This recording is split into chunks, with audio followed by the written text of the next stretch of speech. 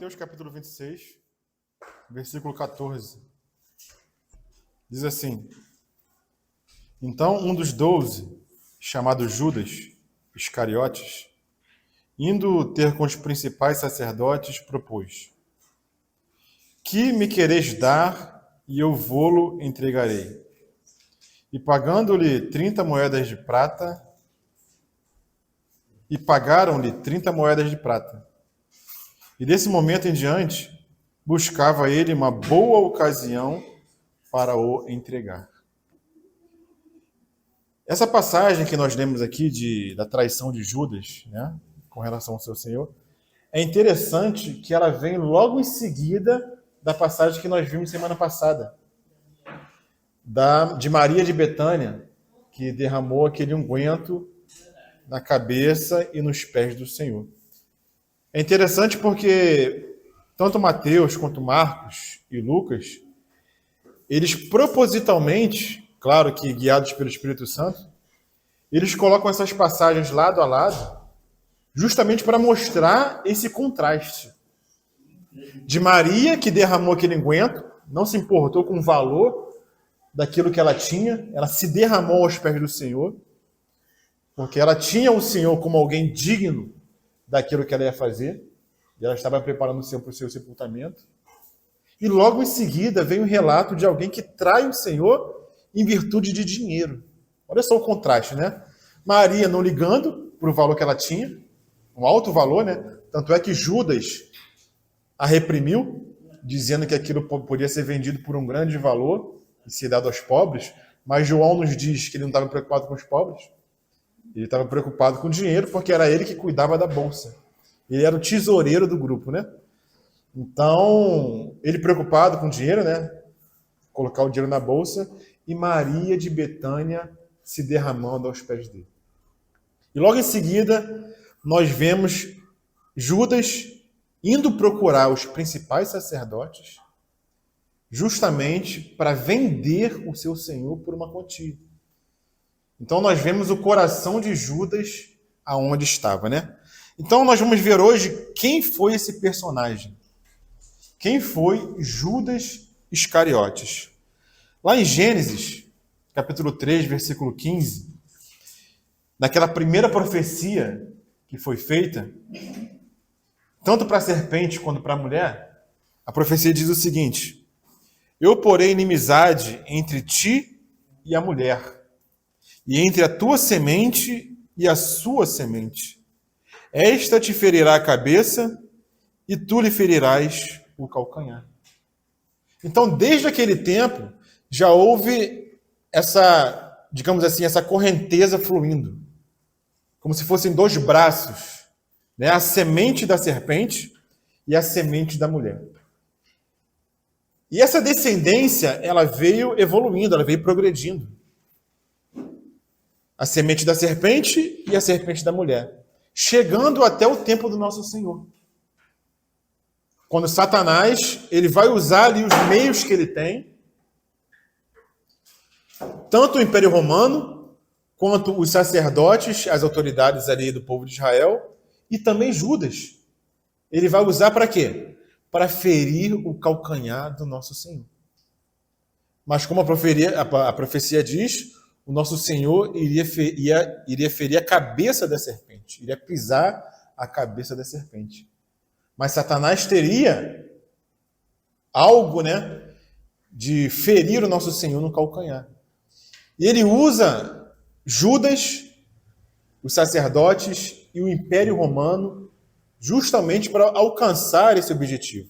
Claro que se dependesse de Satanás, ele queria mais, né? Ele queria destruir o testemunho do nosso Senhor.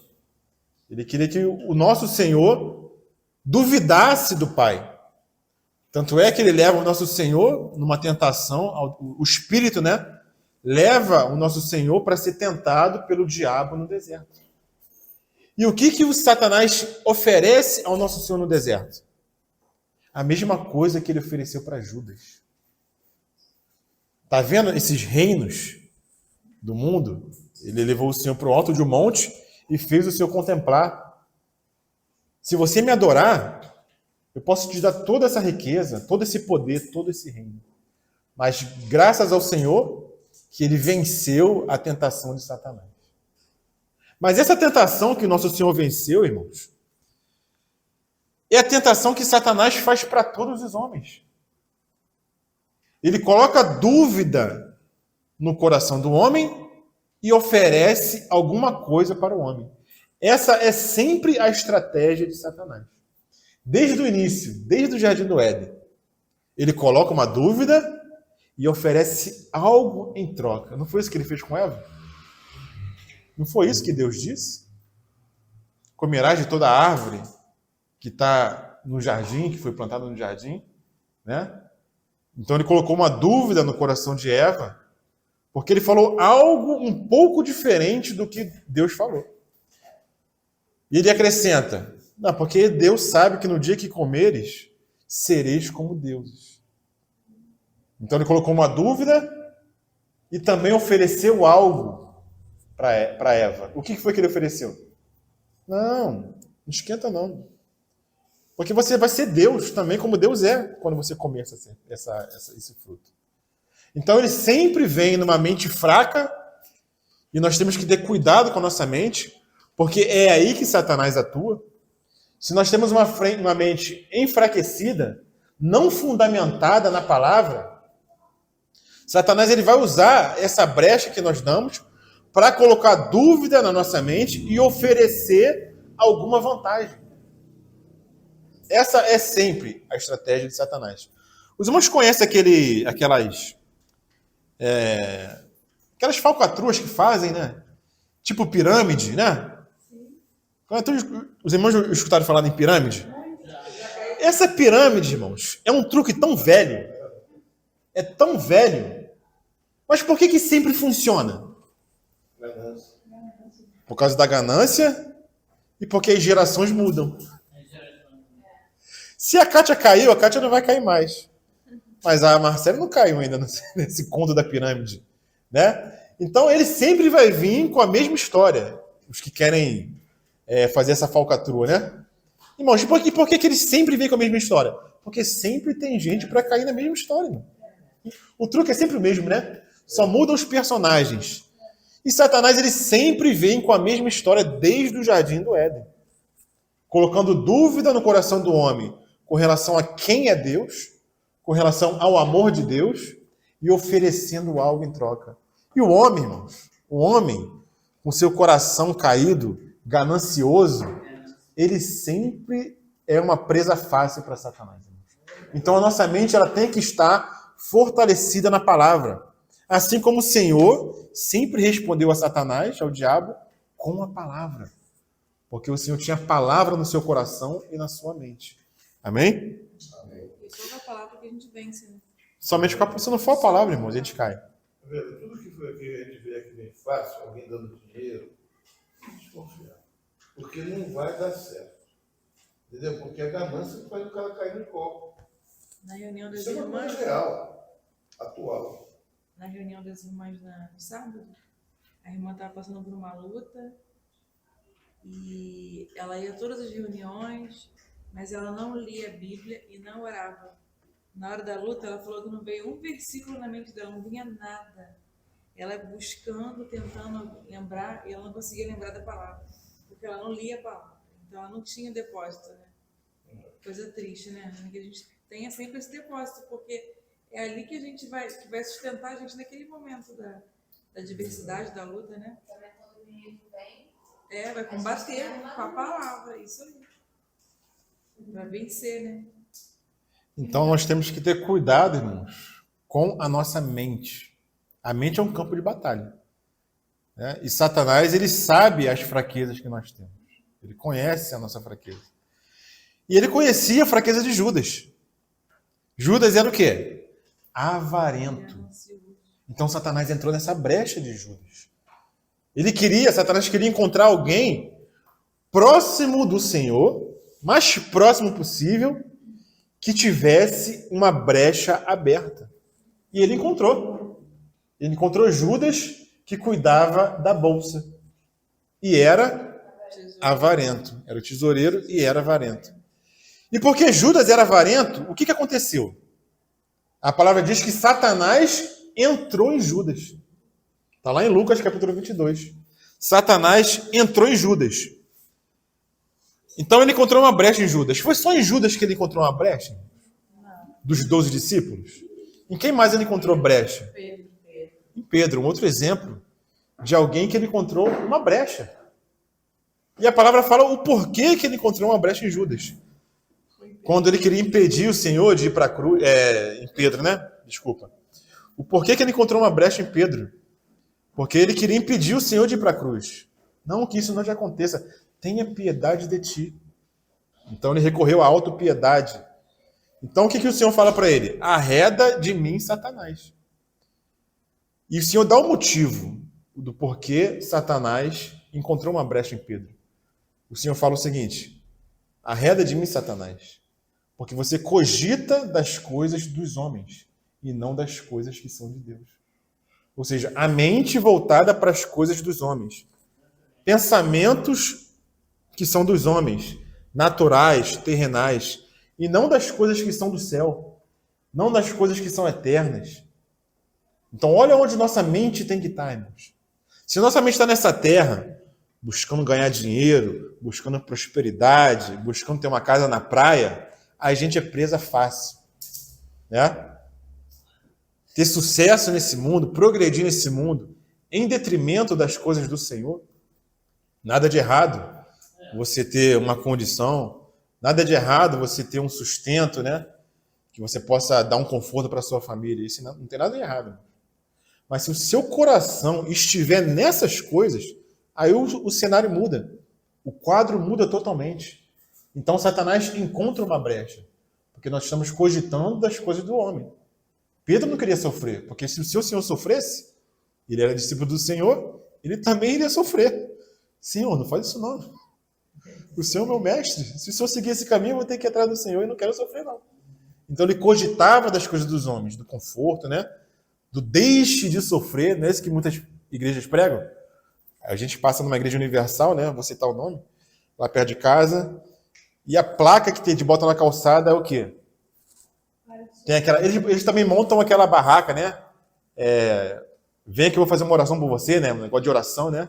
E a plaquinha que está escrito lá do lado é o quê? Pare de sofrer. É o que todo mundo quer, irmão. Mas a gente ainda hoje é como Pedro. A gente tem qualquer problema, a gente vai correndo para tentar resolver. Aí que Satanás encontra uma brecha. Porque a gente está cogitando das coisas do homem. E não das coisas que são do Senhor. Né? Se nós tivermos que sofrer pelo Senhor, irmãos, não tentemos tirar isso do Senhor em nós, esse pensamento do Senhor em nós. Porque aquele que não nega a sua própria vida, como o irmão Roberto leu, aquele que não nega a sua vida da alma não é digno do Senhor. Já achou a sua vida, né? E no futuro perdê-la-á. Então nós não temos que evitar o pensamento de sofrer, mas sofrer por Cristo, por causa de Cristo. Não por nós mesmos, né? Então Satanás entrou em Judas, porque ele encontrou essa brecha no coração dele, né? Mas como que o nosso Senhor tratou Judas, irmãos, ao longo de todo o seu ministério? Tratou bem. Muito bem, por sinal. Judas era um dos 12. E os 12 que o Senhor escolheu eram os mais íntimos, né, do Senhor. Como, Roberto? Nenhuma repreensão. Não, nunca repreendeu Judas, né? Tinha uma função que era uma função de confiança. Né? E o Senhor permitiu que ele tivesse aquela função. Então Jesus escolheu ele como um dos 12 que andariam perto dele, próximo a ele, né? Outra coisa que o Senhor fez com Judas, juntamente com os 12, né? Lembra quando o Senhor enviou os discípulos 2 a 2? E deu autoridade para eles, para pregar o evangelho do reino, para expulsar demônios e para curar os enfermos? Judas também estava inserido nisso. Ele recebeu essa autoridade. Ele recebeu esse poder. Outra coisa que o Senhor fez com Judas, juntamente com os 12, o Senhor lavou os pés de Judas. Quando o Senhor se veste com a toalha, né? Ele lava os pés de Judas. Judas também está inserido nisso. Judas foi aquele que colocou o pão no cálice com o Senhor, molhou o pão. Ele comia na mesa com o Senhor, como a Lena me lembrou mais cedo, né? Ele sentava na mesa com o Senhor. E ele foi tornado tesoureiro, né? Permissão do Senhor dele ter essa função de responsabilidade. Então esse foi o tratamento do Senhor com relação a Judas. Mas com tudo isso, irmãos, Judas conseguiu trair o seu Senhor. Lá em Salmo 41, versículo 9, fala justamente de Judas, dessa profecia, né? Salmo 41, versículo 9, fala o seguinte: até o meu amigo íntimo, em quem eu confiava e comia do meu pão, levantou contra mim o calcanhar. Esperar ele me achar aqui, né? Salmo 41, versículo 9. Tem um salmo que eu li uma vez, que é aqui, ó, o salmo 3 fala assim, Senhor, como se tem multiplicado os meus adversários. São muitos que se levantam contra mim. Dentre esses, Judas, o seu amigo íntimo, como a gente leu aqui no Salmo 41, né? Até o meu amigo íntimo. Por que meu amigo íntimo? Porque convivia com o Senhor, sempre junto com o Senhor. E quando ele vem trair o Senhor, assim, trazendo aqueles soldados, né, do templo, os sacerdotes, as autoridades, como que o Senhor chama ele? Amigo, aqui veio. Ele chama de amigo. Até no momento que o Senhor sabe que vai ser traído com um beijo. Então, o tratamento do Senhor com Judas foi o mesmo tratamento que ele deu a todos os discípulos. Mas havia uma diferença, irmãos. O Senhor fala que Judas era o quê? Judas é diabo. Judas, a gente vai ver isso. Judas é diabo. Judas, ele é alguém que estava próximo ao Senhor, escolhido pelo Senhor, escolhido a dedo, porque ele escolheu os 12 a dedo, você, Pedro, Tomé, né? Tiago, André, Judas Iscariote também. Mas Fala que ele é diabo. Jesus fala que ele é diabo, né? O irmão de Jesus. Jesus sabia que Judas iria traí-lo, né? Não entendi. Jesus sabia que Judas iria traí-lo, né? Sabia. Então, por que ele não escolheu outro discípulo? Eu vou explicar isso. Porque o próprio Senhor explicou que é para que se cumprisse as Escrituras. Como a gente vai falar, né, o Malvino começou a falar antes da reunião, foi uma escolha de Judas trair o Senhor. Ele não foi destinado a fazer isso, como se ele não tivesse outro caminho a escolher. Mas ele mesmo trilhou esse caminho. Ele escolheu esse caminho errado, né? O que a irmã falou? Tinha Judas, que era meio irmão de Jesus, o que escreveu a carta, né, de Judas, e tinha esse Judas Iscariote, né, que era o que traiu a Jesus. Então, assim, por que Judas escolheu esse caminho? Porque ele caminhava com os discípulos o tempo todo, irmãos. Os 3 anos e meio, ele estava junto. Ele viu milagres que o Senhor fez. Ele viu coisas tremendas. Ele viu o Senhor expulsando demônios, multiplicando pão. O coração dele era obstinado, igual do Caim. O coração dele era avarento, né? É obstinado já para fazer aquilo.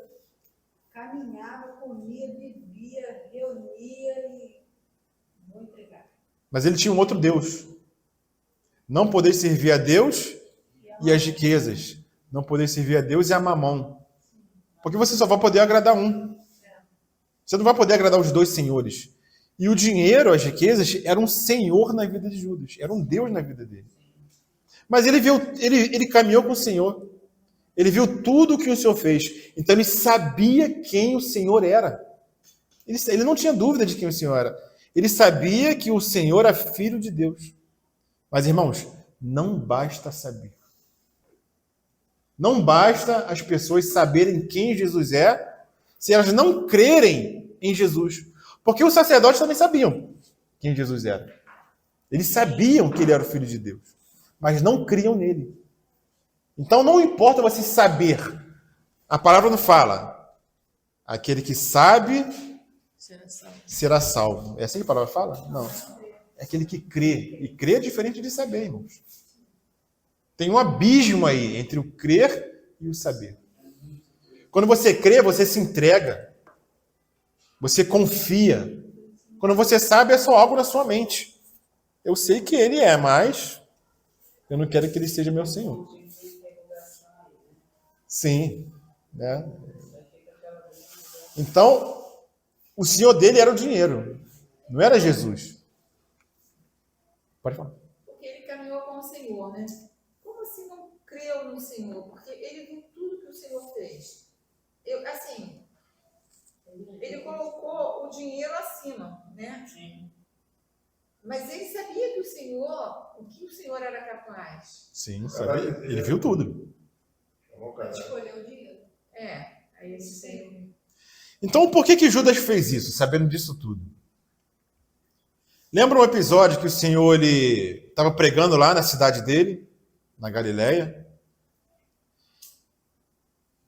Ele estava pregando na sinagoga e aqueles judeus pegaram o Senhor para matá-lo, estavam levando para o precipício para jogar o Senhor lá do monte, mas o Senhor conseguiu sair dali tranquilamente.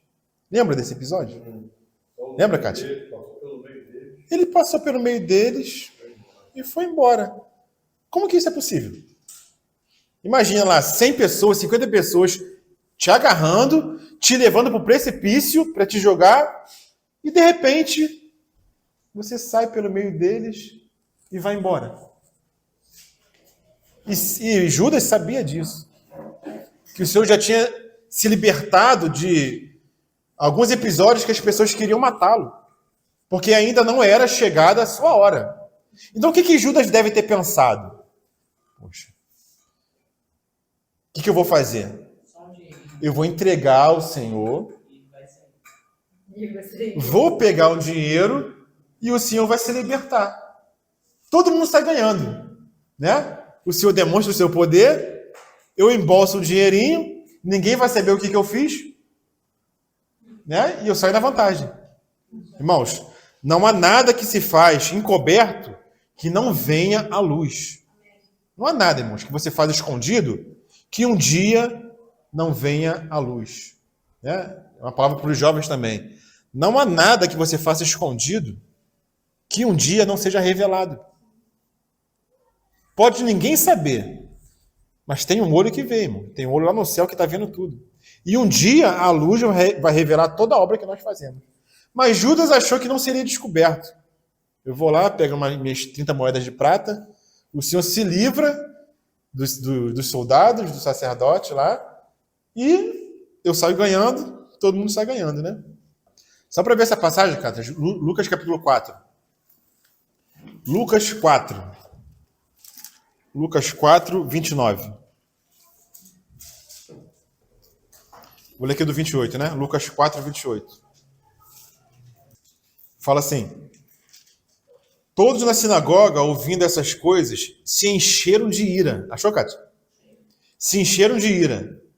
E levantando-se, expulsaram-no da cidade, falando do Senhor, né? Expulsaram o Senhor da cidade, e o levaram até o cimo do monte, sobre o qual a cidade estava edificada, para de lá o precipitarem abaixo.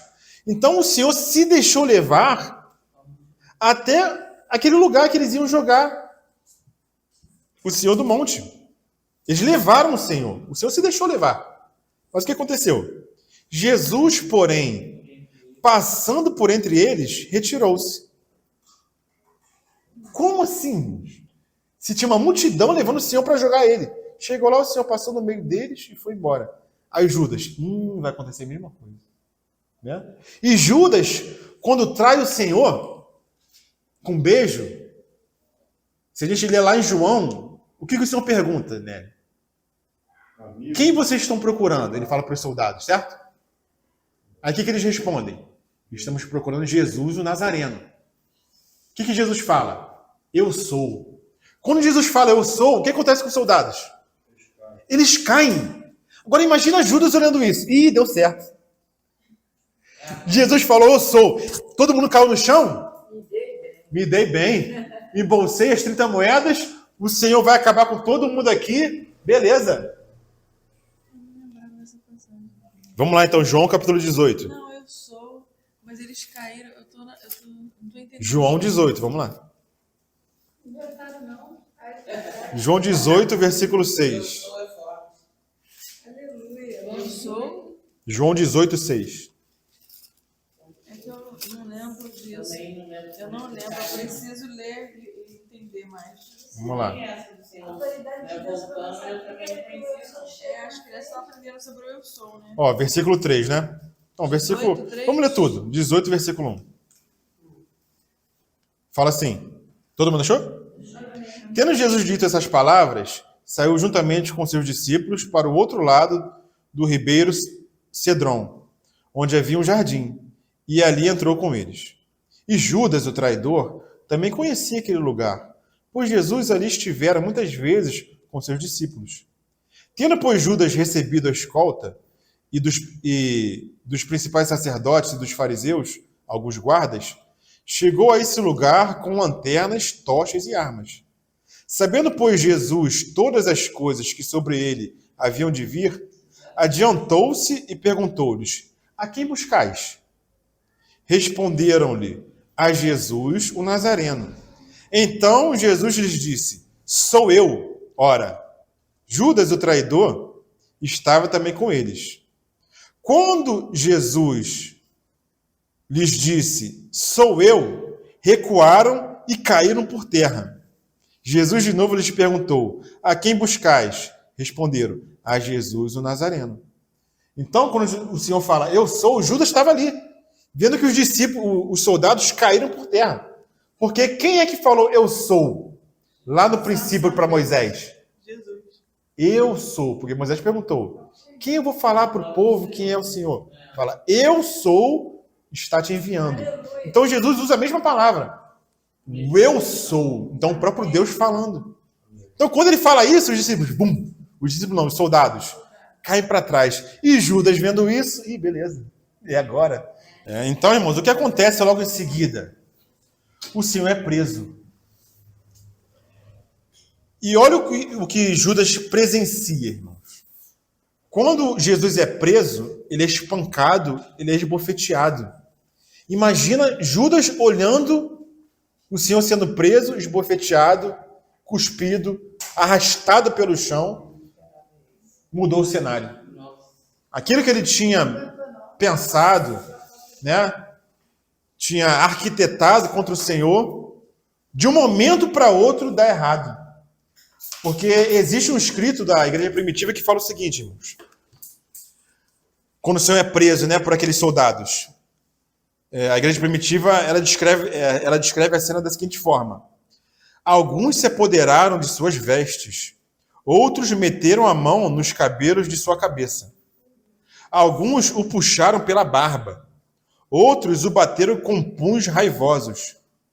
E furiosos por ele com a voz haver lançados no chão, eles também o derrubaram, e de forma vil o pisaram com pés sujos. Como o leão arrasta pela terra sua presa, a rasga e fere, assim também puxaram Cristo por todo o solo, cuspindo nele, golpeando, tracionando pelos cabelos. E isso também estava profetizado, lá em Salmo 22, que fala: muitos touros me cercaram, fortes touros de Bazã me rodeiam, contra mim abrem a boca, como faz o leão que despedaça e ruge. Então imagina Judas vendo essa cena. Entreguei o meu Senhor. Entreguei o Mestre. Então aí Jesus é levado e acontece tudo que a gente vai ver também posteriormente com o Senhor. Né? Mas olha, irmãos, a mente que está por trás de tudo isso. Existe uma mente, irmãos, arquitetando tudo isso. Porque o que a gente lê em Mateus 26, versículo 4? Mateus 26, 4, irmãos. O que os sacerdotes intentam fazer? E deliberaram prender Jesus como? Oi? Com dolo, né? Tem algumas versões que falam que é com traição. E consultaram-se mutuamente para, com dolo, prenderam Jesus e o mataram. Prender Jesus com dolo é por meio de traição. Isso os sacerdotes arquitetando. Agora, o que está escrito no versículo 14? Então, Isso. um dos 12, chamado Judas Iscariote, foi ter com os príncipes dos sacerdotes e disse: que me queres dar? E eu vou entregarei. E eles lhe pesaram 30 moedas de prata. E desde então buscavam oportunidade para o entregar. Então os sacerdotes estavam tramando prender Jesus e matá-lo por meio de traição. E quem se apresenta para eles, irmãos? Com essa mesma proposta que eles estavam intentando. Judas. Só pode ter uma mente por trás disso tudo, irmãos. Uma mente maligna. Porque os sacerdotes querem fazer uma coisa. E se apresenta alguém apresentando aquilo mesmo que eles estavam tentando fazer. Propondo trair Jesus por dinheiro, irmão. Ele mesmo foi lá. A gente não sabe se esse intento dos sacerdotes foi divulgado, ó. Divulga aí. Se tiver alguém aí, a gente vai pagar alguma coisa para poder prender Jesus. A gente não sabe se isso chegou aos ouvidos de Judas ou se foi Judas por ele mesmo, vendo a situação, né, a oportunidade de ter um ganho, chegou lá e entregou Jesus por traição. A mente dele já era tomada por Satanás. Então a gente vê que tem a mente de Satanás por trás disso tudo. Então isso caiu como uma luva, Marcele, para os sacerdotes. É aí que a gente vai entrar. Né? Porque eles queriam prender Jesus sem tumulto. Então tinha que ser por meio de traição. Alguém vai ter que entregar ele, porque a gente não quer alvoroço na multidão, porque era a festa da Páscoa. E olha o que diz lá no capítulo 27 de Mateus, irmãos. Um pouquinho mais à frente aqui. 27, a partir do versículo 1. Quando Judas vê o que aconteceu com Jesus, ele sendo preso e espancado. E chegando amanhã, todos os príncipes dos sacerdotes e os anciãos do povo formavam juntamente conselho contra Jesus para o matarem. E manietando, o levaram e entregaram ao presidente Pôncio Pilatos. Olha o versículo 3. E Judas, o que o traíra, vendo que fora condenado, trouxe, arrependido, as 30 moedas de prata aos príncipes dos sacerdotes e aos anciãos, dizendo: pequei traindo sangue inocente. Quando ele viu que o Senhor foi preso e condenado, irmãos, ele, epa, meu plano saiu errado. Não era isso que ele queria. Ele queria ter um ganho financeiro. E achando que o Senhor ia se livrar, ia escapar. Mas quando ele viu que o Senhor foi condenado, irmãos, tudo que estava acontecendo com ele, a palavra aqui diz que ele se arrependeu, arrependido. Tem alguma outra versão? Versículo 3. Então Judas, o que o traíra, vendo que foi condenado, Arrependido. Ó, Eu ia falar arrependido. remorso. Tem uma versão que fala tocado de remorso. Irmãos, remorso é diferente de arrependimento. Ele foi tocado de remorso. E assim, interessante, né, que no Pai ele fala, né, pequei traindo sangue inocente. Eles, porém, disseram, que nos importa? Não estou nem aí pro seu remorso. Olha isso, isso é Né? contigo, né? Já era. Analisaram ele, nasceu, já tinha conseguido o intento deles, que era prender Jesus. aqui você vê o arrependimento. Né? Então, o que Satanás faz? Que eu falei no início. Ele vem com uma dúvida, ele oferece uma vantagem, mas depois que você se lasca, o que acontece? Ele vem com acusação. É contigo, meu. Não foi você que fez? Te larga sozinho, irmãos. Esse é Satanás.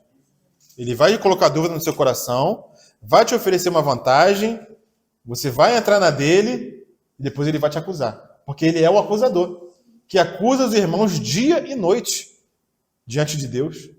E ele acusa também na consciência quando você peca. Não para te levar para o arrependimento, como faz o Espírito Santo, te convencer de pecado. Ele vai te acusar para você ver que você não tem mais esperança. Então ele vai gerar algo ruim no seu coração. Não vai te levar aos pés do Senhor. Vai gerar um desespero. Né? O que aconteceu com ele? Na Bíblia diz que o diabo veio para matar, roubar e destruir.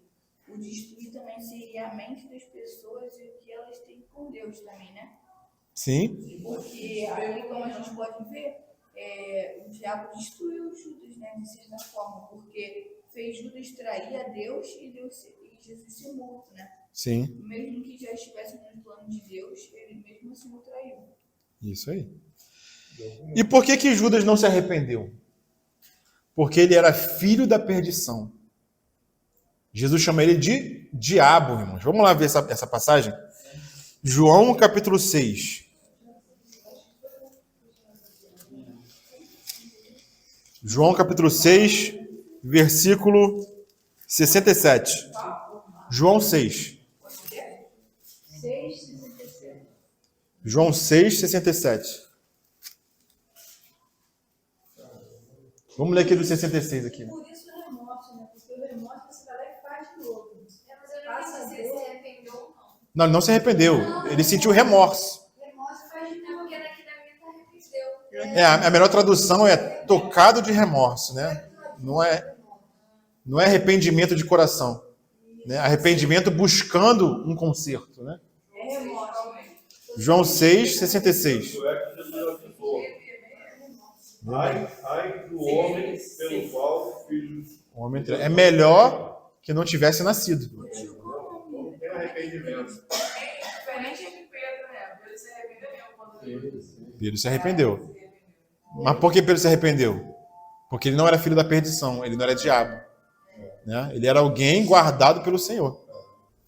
À vista disso, muitos dos seus discípulos o abandonaram e já não andavam com ele. Então, perguntou Jesus aos 12. Olha o que ele pergunta aos 12. Porventura quereis também vós, outros, retirar-vos? Respondeu-lhe Simão Pedro. Senhor, para quem iremos? Tu tens as palavras da vida eterna. E nós temos crido e conhecido que tu és o Santo de Deus. Olha só as palavras de Pedro, irmão. Pedro, quando fala isso, ele fala nós, certo? Que nós é esse que ele está falando? Os 12. Porque ele chamou os 12. Não quer também me abandonar? E Pedro fala o seguinte: nós temos crido e conhecido que tu és o Santo de Deus. Pedro inclui Judas. Pedro fala que Judas creu. Nós temos crido que tu és o Santo, que tu és o Santo de Deus. Então Pedro inclui Judas, certo? Mas Jesus vai corrigir ele logo em seguida. Olha o que Jesus fala. Replicou-lhe Jesus: não vos escolhi eu em número de 12? Contudo, um de vós é diabo. Peraí, Pedro. Não é todo mundo que está crendo em mim, não. Que eu sou o Santo de Deus, não. Porque tem um entre vocês que é diabo. Então, nós vemos que Jesus não deixa passar nada, irmãos. Ele corrige na hora. Peraí, não são os 12 que creem em mim, porque um é diabo. Eu escolhi os 12, eu sei disso. Mas um é diabo. Referia-se ele a Judas, filho de Simão Iscariotes, porque era quem estava para traí-lo, sendo um dos 12. Então, quem se arrepende, irmãos, é porque o Espírito convence de pecado. Judas, como era diabo, ele não se arrepende. Então, Satanás estava por trás disso tudo. Então, a estratégia dele era encontrar um traidor, alguém que fosse próximo do Senhor, para poder o Senhor confiar, os discípulos confiarem, e chegar próximo a ele e prendê-lo. Essa era a estratégia de Satanás. Então, o Satanás entra em Judas, porque Judas apresenta uma brecha. Judas era alguém inclinado à cobiça. Alguém que Satanás poderia usar. Então, irmãos, cuidado com a cobiça. Cuidado com a avareza. Cuidado com o dinheiro, irmãos. Aí Satanás também deu um tiro no pé dele mesmo. Porque com a morte de Jesus ele se lascou. Mas o problema é que nesse caminho ele sai carregando pessoas. Sim, e Satanás não é onisciente. Ele não é onisciente, né? Primeiramente, ele usa Pedro para que Jesus não vá para a cruz. Aí todo mundo achar. Essa é a primeira intenção de Satanás. Ele usa preto para isso. Arreda Satanás, porque você cogita das coisas dos homens, e não das coisas de Deus. Então Satanás primeiro impede, Tenta carregar o máximo. que ele sabe o que vai acontecer. Quando ele vê que o Senhor está caminhando para a cruz e não vai conseguir impedi-lo, ele muda a estratégia. O que ele vai tentar fazer? Imprimir o sofrimento tão grande de Jesus, que Jesus, nesse caminho para a cruz, desistir, negar, fazer alguma coisa. Então o Satanás vai mudando a estratégia dele. Certo? Não, eu sei que ele vai para a cruz, ele está já caminhando. Não vai ter ninguém que vai impedir. Então vamos imprimir um sofrimento maior nele. Claro que é Satanás também sendo usado por Deus, porque Satanás é escravo. Então Deus usa Satanás, né, como servo dele. Mas está tudo sob o controle do Pai, irmãos. Está tudo sob o controle dele. Não tem como, entendeu? Mas Deus, apesar de estar no controle dele, as criaturas têm responsabilidade. Satanás tem responsabilidade. Ele não é forçado a nada. Judas tem a sua responsabilidade. Ele não é forçado a nada, porque como nós vimos, o Senhor tratou ele como tratou todos os discípulos, com todos os privilégios, todas as regalias. Então ele não foi forçado. Ele escolheu esse caminho por ele mesmo. Então ele é responsável por aquilo que ele fez. Aqui em João, capítulo 17. Então nós vimos que Jesus chama ele de diabo.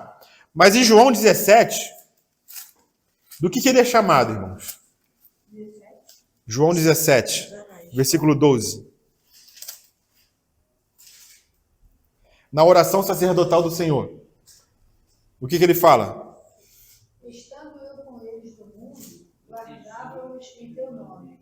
Tenho guardado aqueles que tu me deste. Nenhum deles se perdeu, senão o filho da perdição, para que a escritura se cumprisse. Que escritura é essa que se cumprimos? A gente já leu. Salmo 41, 9. Né? Aquele meu amigo íntimo, que comia comigo pão, esse me traiu. Então, para que se cumprisse as escrituras, o Senhor guardou os discípulos, exceto o filho da perdição. Judas é chamado de filho da perdição. Judas é chamado de diabo.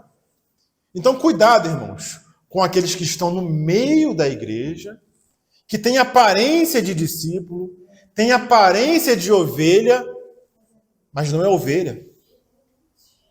Não é cristão. Não é santo, irmãos.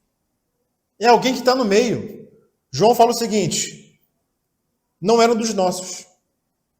Porque se fossem dos nossos, permaneceriam conosco. Mas como não são dos nossos, não permaneceram entre nós. Judas é um desses. Então, no meio da igreja, irmãos, vai ter irmãos que aparentam ser ovelha. Eles aparentam ser cristãos.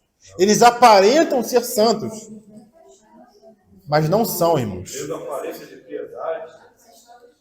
Timóteo, né? Tem aparência de piedade, mas negam a eficácia. Cuidado, que esses homens soberbos, jactanciosos, amantes de si mesmos, mas que têm uma aparência de piedade, irmãos. Por fora, né? E Judas, o que levou ele a fazer isso? A ganância. Cuidado com o irmão avarento. Irmão, assim, entre aspas, né? Porque pode ser irmão e pode não ser irmão. Né? Então a gente tem que enxergar isso tudo. Se a pessoa ama mais o dinheiro do que o Senhor. E amar o dinheiro, irmãos, não é você ter cuidado com aquilo que Deus coloca na sua mão. Não é isso. Você saber onde vai gastar o que o Senhor coloca na sua mão. Você ter uma economia, né? Você ser precavido. Isso não é avareza. A avareza é você fazer que nem aquele homem fez. Que ele tinha, né? Aquela terra dele deu frutos, né? E ele encheu os seus celeiros. E ele falou o quê? Não, vou derrubar esses celeiros, vou construir maiores para guardar mais. E ele faz isso. Então, quem é ganancioso nunca está satisfeito. Ele sempre quer mais. Então, esse é alguém que está com uma brecha aberta para Satanás usar. Nós devemos ver o exemplo de Pedro, como a Aline falou. Pedro também errou. Ele negou o seu Senhor. Mas mas ele se arrependeu. E Pedro foi guardado pelo Senhor, porque lembra que Satanás pediu para cirandar Pedro? E o que Jesus fala para Pedro? Ó, Satanás pediu para te cirandar, mas eu roguei por você para que a sua fé não desvanecesse. E por que ele não fez isso com Judas também? Por que ele não orou por Judas, mas orou por Pedro? Porque Pedro não era filho da perdição. Pedro não era diabo. O Senhor conhece o coração. Pedro simplesmente não estava maduro, mas era alguém que amava o Senhor. Não, a questão ali de Pedro ser cirandado é Pedro cumprir o papel que Judas cumpriu, entendeu? Isso era cirandar Pedro, fazer Pedro trair o Senhor. Porque Satanás foi testando os corações. Ele encontrou em Judas. Acho que ele disse que ele não testou os outros discípulos antes. Sim. Certo? Então Satanás pediu, porque esse Satanás só faz as coisas com permissão do Senhor. Ele não permitiu com Pedro, mas permitiu com Judas. Porque Judas era o filho da perdição. Era alguém que estava com o coração voltado para o dinheiro. Ele não cria no Senhor. Sempre a decisão vai ser nossa, né? A Sempre. despeito da escolha. O Senhor escolhe, a decisão é nossa, diária. Porque ele sabe o coração. É igual Caim, você está falando aí, eu estou mencionando o nascimento de Caim, primogênito, e Abel. E Satanás olhando, nascendo duas crianças. Sim. Um foi crescendo, o outro também cresceu, os dois adorando. Satanás encontrou um coração. E ó, porque o Senhor fala, cumpre você Dominá-lo. dominar o que está dentro de você. Sim. E ele vai falando, se você dominar, eu não vou ter misericórdia, mais ou menos assim. Aí quer dizer, Caim, não, ele foi até o fim e matou. Ainda falou com o Senhor, por acaso sou eu guardião do meu irmão? Ainda foi mal criado. Isso, foi mal criado. Aí eu fiquei imaginando a serpente, né, lá no Gênesis, que foi uma semente ruim. Aí a sementinha lá, ó. A escolha é sempre nossa, né? Porque o Espírito Santo ele nos assiste nas nossas fraquezas, mas a gente, né, Sim. tem que escolher. E Judas estava com o coração tão duro, tão endurecido, porque ele não percebeu que ele era o traidor. Porque Jesus falou quem era o traidor.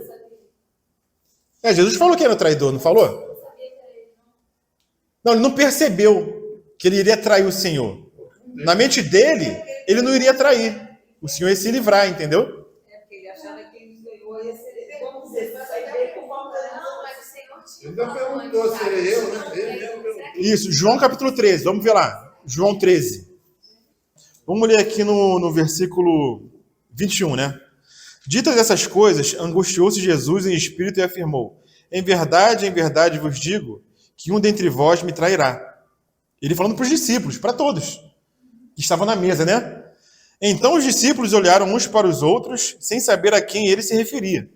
Ora, ali estava aconchegado a Jesus um dos seus discípulos, a quem ele amava, que era João.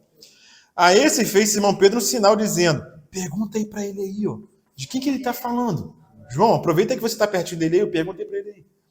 25. Então aquele discípulo, reclinando-se sobre o peito de Jesus, perguntou-lhe: Senhor, quem é? Jesus respondeu: é aquele a quem eu der o pedaço de pão molhado. Tomou, pois, um pedaço de pão e, tendo molhado, deu a Judas, filho de Simão Iscariotes. E após o bocado, imediatamente entrou nele Satanás. Então disse Jesus: o que pretendes fazer, faze-o depressa. E Judas não percebeu que era ele. Tão endurecido estava o seu coração. O que ele entendeu? Pô, vou lá fazer, né? Vou lá. todos ali perceberam, já que Todos perceberam, né? Todos sabiam. Todos sabiam. Jesus falou quem era que iria trair, né? sabiam que ia ser aquele momento, né? Não, e nem qual era a forma, né? A forma não sabia. Que era para ir lá, dar as moedas e os soldados virem logo, né?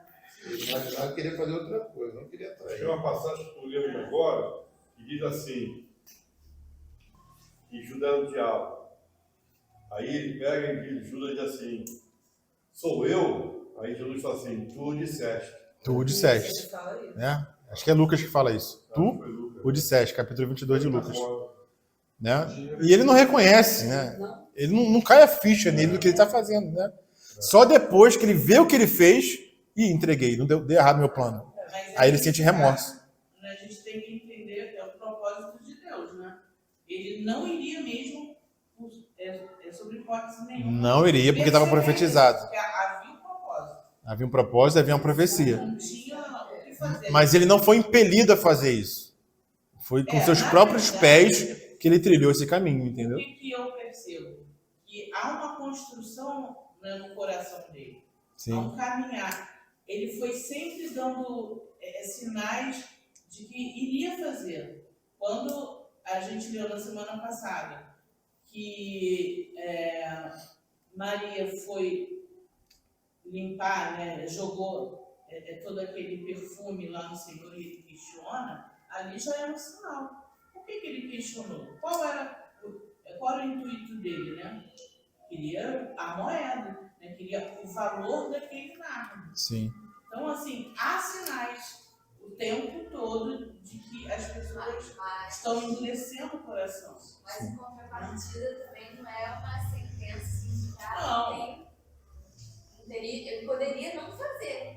Ele poderia não fazer. Não faria de outra forma. Ele poderia ter se arrependido depois. Né? Mas assim, esse aqui não tem jeito. Não é uma coisa fatalista, né? Mas há uma construção. Eu acho que todo dia você opta por... É uma construção da própria pessoa, né? Ela vai construindo esse caminho. Da própria pessoa. Porque a palavra diz assim, né? Sujeitados a Deus, resistir o diabo, ele fugirá de vós. Ele não fez isso. E Mamon é um senhor muito poderoso. Mas muito poderoso. E Paulo falou o que para Timóteo? Com relação a esse assunto do dinheiro. Timóteo, capítulo 1 Timóteo 6,9. Ora, os que querem ficar ricos caem em tentação e cilada, e em muitas concupiscências insanas e perniciosas, as quais afogam os homens na ruína e perdição. Porque o amor do dinheiro é a raiz de todos os males. Isso foi comprovado em Judas, né? E alguns nessa cobiça se desviaram da fé e a si mesmo se atormentaram com muitas dores. E o que Paulo fala ao final? Tu, porém, homem de Deus, foge dessas coisas. Foge da busca da riqueza, irmãos. Porque esse é um Deus que ganha o coração se você der mole. Vai ganhar o seu coração. Então, não ajunteis tesouro na terra, mas ajunteis tesouro no céu. Onde que está teu irmão? Não foi a pergunta que ele fez para Caim? Isso é juntar tesouro no céu. Preocupado com o irmão. Não preocupado nem com esse mundo e ficar rico. Né? Quantos irmãos consideram mais o trabalho e as riquezas do que o próprio Senhor? Opa, hoje não dá para ir porque eu tenho trabalho. É claro que a gente sabe da condição de trabalho de alguns. Mas tem muitos irmãos que preferem trabalhar em detrimento de dar um tempo para o Senhor. De qualidade. E isso a gente vê que tem um coração dividido aí. Quer falar alguma coisa? Tudo que Satanás faz é com a permissão de Deus, né? Toda tentação é acontecendo com a permissão de Deus, né? Sim. Ó, eu não tô defendendo Satanás, tá? Não tô defendendo nada. É só uma curiosidade, por que Satanás, no final de tudo, vai ser castigado se tudo que ele faz é Deus que deixa? Não, Deus permite, Deus não ordena, Deus não impõe ele fazer. Mas nem tudo. Permissão é uma coisa. Né? Eu posso permitir você fazer muita coisa, você vai escolher se você vai fazer ou não. Eu te permito ir para a rua, agora o que você vai fazer na rua é com você, não é culpa minha de te permitir, entendeu? O Senhor é um Deus de liberdade e amor. E aquele que ama, ele não obriga ninguém. Eu te obrigo, Aline, a me amar. Isso é amor? Ser obrigado a amar alguém? Não, o amor dá liberdade. Se não há liberdade, não há amor.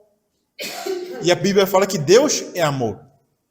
Então, por ele ser amor, ele dá liberdade para as suas criaturas. Agora, pegando o que ele falou, né? Tudo está dentro de Deus permite. Né? Isso foi permitido. Sim. O Judas, né? Foi permitido. Então, mas isso tem a ver com o coração de Judas. Sim, claro. Não é isso? Poderia ser qualquer um de 12. Mas Pode ser qualquer um. Judas era daquele jeito, ele foi o escolhido nisso. Ele foi escolhido para ser um dos 12. Ele não foi escolhido para ser traidor. Não, Satanás escolheu Né? ele. Ele é fraquinho, lá no meio da pessoa. De Deus, né? Deus permitiu isso. Permitiu tudo isso. Está na permissão do Senhor. Isso. A Bíblia diz que Satanás, o diabo, ele era um anjo de luz. Ele era adorador e ele tinha Isso. essa liberdade. Você está falando Tinha. aí, eu estou mencionando a liberdade que ele tinha de adorar o Senhor. Só que um dia ele quis ser Deus. Se Ele soberbeceu. quis lugar de Deus. Isso. Isso não foi o que eu É como um filho vira para um pai e diz: eu quero teu lugar. Isso. Eu quero ser você. Não respeita o princípio de autoridade que ele falou no começo. Não respeito o princípio de autoridade. Eu quero ser você. É igual Caim. Caleb. Caim, ele tinha inveja do irmão. Ele ficou com ódio do irmão. Essa é a brecha, né? É a brecha. Caim não foi destinado a viver errante pela terra, fugindo com medo de morrer. Aquela semente maligna que veio a semente dele. Caim fez uma escolha. Ele era invejoso. O Senhor combateu, mas ele escolheu ser invejoso. Ele queria ser o irmão, mas ele não ia conseguir. Satanás, ele foi expulso lá, o maligno do céu, porque ele quis ser Deus. E Deus não divide a glória dele com ninguém.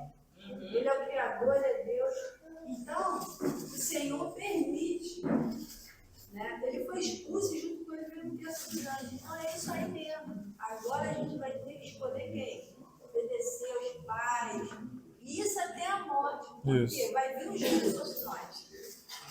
Entendeu? Uma medida sobre a minha vida que tem 50, uma medida sobre a sua que tem 11, né? 12. Isso. Irmãos, qual é o assunto que eu quero entrar agora? Tem alguns irmãos de peso que eles falam que Judas ainda tem uma missão a se cumprir. Judas tem algo a fazer aqui na terra ainda. E qual seria a missão de Judas ainda aqui na terra? A gente viu, quando a gente estudou Mateus 24, quem é o anticristo, não viu? Quem é o anticristo? Claro que não é nada assim, é doutrinário, é isso e acabou. A gente viu pela palavra que o anticristo vai ser Nero, que vai surgir do abismo, certo? Então Nero é alguém que ainda tem uma missão para cumprir aqui na terra. Por isso que ele vai surgir do abismo. E o que é o abismo? O abismo não é um lugar que todos os mortos vão. Porque a gente sabe que o Lázaro, ele foi para o paraíso, aquele rico, ele foi para o lugar de tormento, tudo isso está no Hades, tudo está no Hades, lugar de paraíso, o paraíso e o lugar de tormento, e a gente vê que esses dois lugares, o que tem entre eles? Tem o abismo. Nesse abismo também tem gente, e também tem anjos lá, que é o Tártaro. Como Nero vai subir do abismo, o anticristo vai subir do abismo, não digo que é Nero, né? Mas a Bíblia fala que o anticristo vai surgir do abismo. Se é Nero ou não, é outra questão. Né? Não muda o fundamento. Mas o anticristo vai vir do abismo. Então ele não vai vir do lugar que os mortos normalmente vão. Ele vai vir de um lugar especial. Então quem vai para um lugar especial, irmãos, é porque tem algo a cumprir ainda nessa terra. Lembra de Moisés, Elias, Enoque? Eles não foram para o lugar que os mortos vão. Por quê? Porque eles têm algo a cumprir aqui na terra ainda. Então eles não foram para o Hades, onde todos os mortos vão. O lugar comum. Sabia que Judas também não foi para esse lugar onde todos os mortos vão? Que é o Hades? Vamos ver isso. Tem isso? Tem. Porque a palavra fala que vai vir um anticristo, mas também vai vir um falso profeta. Quem é o falso profeta? Muitos irmãos falam que vai ser Judas, que também vai vir do abismo. Ele vai assumir esse papel de falso profeta. No abismo ele deve estar, né? Sim. Ele fez. Vamos ver isso lá. Mas o abismo também tem perigo, né? O abismo é chato. Vamos abrir aqui. Mateus 26. Vamos aqui em Mateus 26. Mateus 26, versículo 20. 26, 20. Fala assim: chegada a tarde, pôs-se ele à mesa com os 12 discípulos. E enquanto comiam, declarou Jesus: em verdade vos digo que um dentre vós me trairá. E eles, muitíssimo contristados, começaram um por um a perguntar-lhe: porventura sou eu, Senhor? E ele respondeu: o que mete comigo a mão no prato, esse me trairá. O Filho do Homem vai, como está escrito a seu respeito. Mas ai daquele por intermédio de quem o Filho do Homem está sendo traído. Melhor lhe fora não haver nascido. Então, olha a sentença do Senhor para quem vai traí-lo. Melhor lhe fora não ter nascido do que nascer e trair o Filho de Deus. Essa é a sentença de Judas. E nós vimos que ele é chamado de quê? De diabo e filho da perdição. Existe uma passagem, irmãos, muito interessante que está lá em Atos. Atos capítulo 1.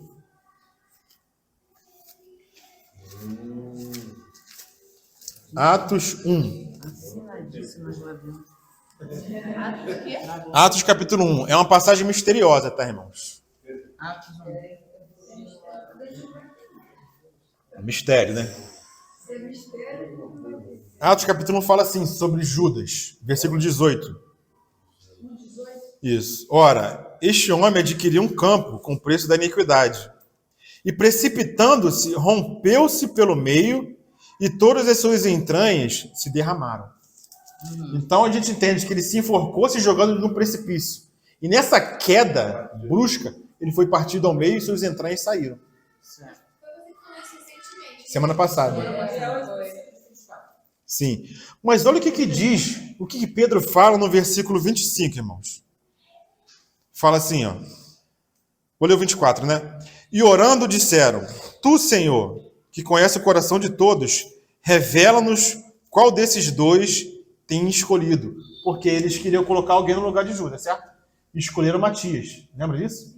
Mas olha o que fala o versículo 25. Para preencher a vaga nesse ministério e apostolado, do qual Judas se transviou, indo para o seu próprio lugar. É uma passagem enigmática. Porque não fala que Judas foi para o lugar que todos os mortos vão. Falam que ele foi para o seu próprio lugar. Tinha um lugar reservado para ele, irmãos. E quem tem um lugar reservado não vai para o lugar que todos os mortos vão, normalmente, é porque tem alguma coisa para cumprir. O anticristo foi assim.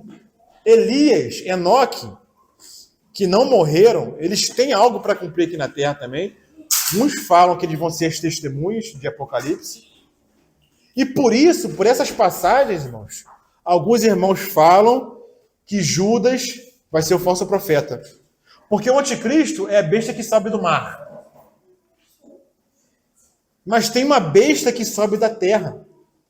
Está lá em Apocalipse capítulo 13. É uma outra besta, diferente da primeira, que é o anticristo. Então quem é a besta que sobe do mar? É o falso profeta. Que vai dar todo o apoio para a besta. Vai exigir adoração à besta. Vai colocar uma marca para que todos recebam a marca e adorem a besta. E muitos irmãos de peso, como Robert Gouveia, G.H. Pembe, Delcio Meirelles, irmão Daniel também vai por essa linha. Eles falam que esse que vai ser o falso profeta é Judas. Porque ele junta todos esses requisitos.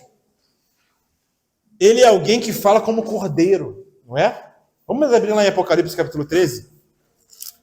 Só para finalizar. Quem é a besta que sobe da terra, irmãos?